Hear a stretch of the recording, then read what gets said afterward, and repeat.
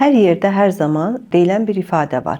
Harda bir narsist gördün, qaç ondan uzaqlaş. Bu hər zaman mümkün ola bilmir ki. Bəzən həmin narsist bizim ailə üzvümüz ola bilir və biz ondan bağlarımızı qoparda bilmirik. Bu zaman necə davranmaq lazımdır? Gəlin əvvəlcə baxaq narsist kimdir? Bir narsist öz duyğu və düşüncələrini ön planda saxlayıb sizi dəyərsizləşdirən insandır. Biz onunla necə davranmalıyıq? İlk olaraq bir narsistin oyununa gəlməyin. O sizi manipulyasiya etməyə çalışacaq, amma siz bu oyuna gəlib onun manipulyasiyasına məruz qalmayın. Onunla monoton və bezdirici səs tonunda danışın. Narsistlərlə əlaqə qurmağın ən gözəl üsulu onlara çox məlumat vermək lazım deyil. Nə özünüz haqqında, nə ailəniz və işləriniz haqqında onlara məlumat verməyin. Narsistlə daim mübahisədən qaçın. Onlar söz-söhbəti şouya çevirməyi sevirlər. Buna görə də onlarla mümkün qədər mübahisə etməyin. Cavablarınız qısa və lakonik olsun. Bir narsistlə yaşamağa məcbursunuzsa, çalışın özünüzə, öz hobbilərinizə